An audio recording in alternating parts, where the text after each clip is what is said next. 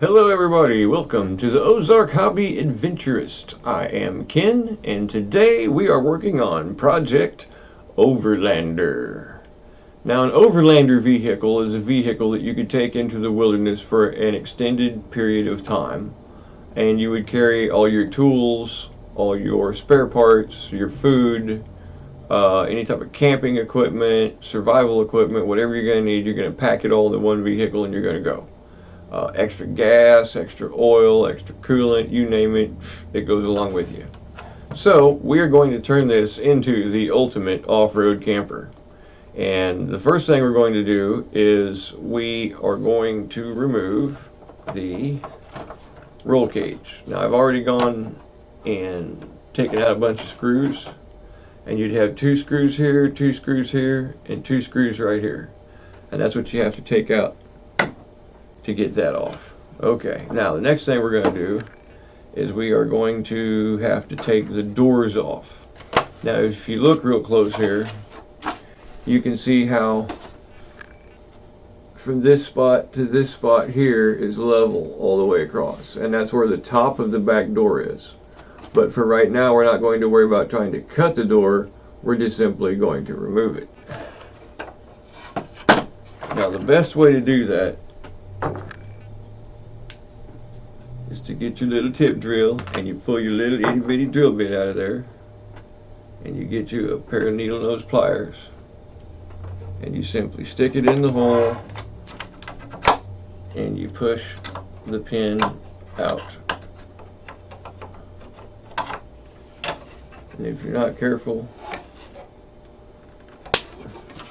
you will get your drill bit in there a little too far.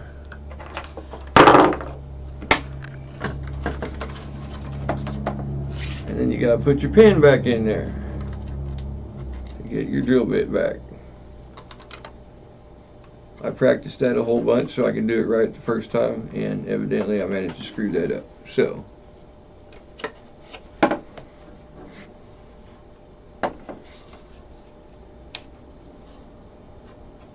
let me get this out of here if I can. There we go. Alright, there we go. Now what happened there is the door had to swing open like that because the pin got in between the hinge. But anyway, that comes off there. Okay, now once you get the first pin out, it becomes very easy because that pin will fall out when you push it out.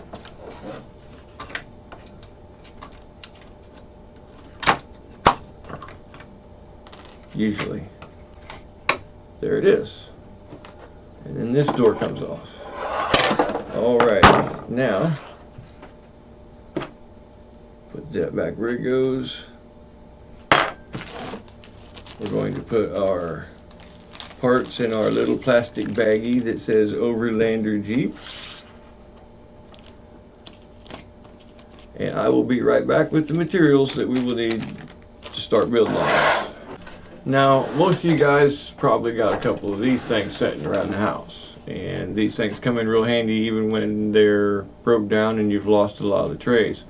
This is actually what we're going to use for the materials to build our Overlander. Now, the one that I'm using in particular is made of the green plastic, and it's a little bit smaller, so I don't have as much material here. I mean, this thing here is just full of all kinds of materials and stuff. Got lots of nice little flat pieces that you can use.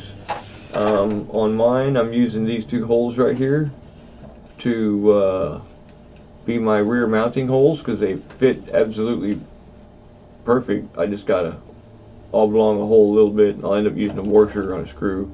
But anyway, this is what we're using for our materials, our outside covers.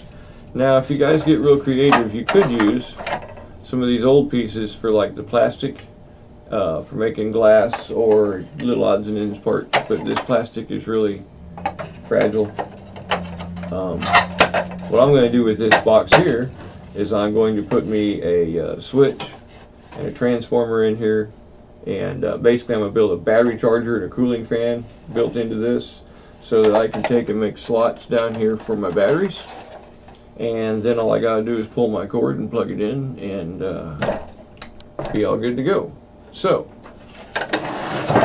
projects you can do with these things. So when you get done, you're going to end up with a bunch of parts that look like this. And you're probably going to end up with a bunch of parts that look like this. These are my scrap parts. As you can see, I've actually had to cut through a couple layers of plastic. It really wasn't that bad. This is going to be a 2 or 3 part video anyway, and so I'll get into showing you guys how to cut a straight line. It's not really that hard for those guys who are just getting into building things.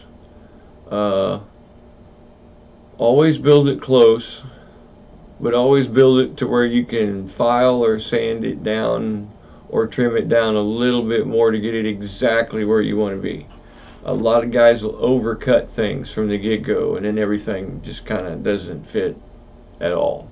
So let me grab the Jeep body and we'll start assembling these parts onto it so you guys can get an idea what the heck that is I'm building. Okay, so here I've got a whole bunch of my cut pieces and my Jeep, and so we're going to put this thing together real quick.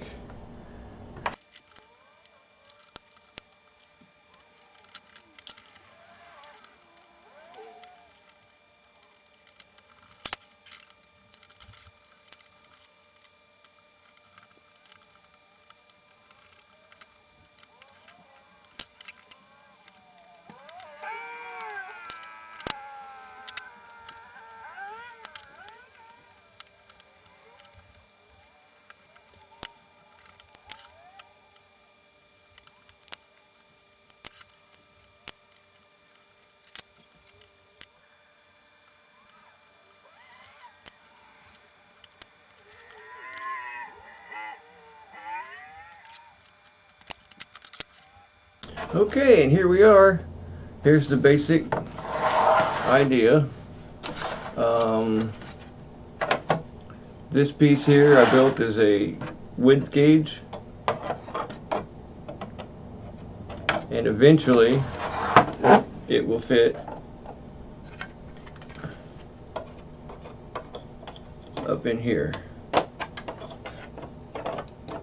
And basically it's going to go over the, hell, I had it fit in there earlier. There it is. And this will actually go up over the windshield. So anyway, there we are. That's how far we are on our build. Hope this gives you guys some ideas. And thanks for watching. Stay tuned for part 2 of the Overlander build. Don't forget to share, like, subscribe. Please leave a comment. We'd like to know what you're thinking. And hopefully we'll meet you on a rock somewhere.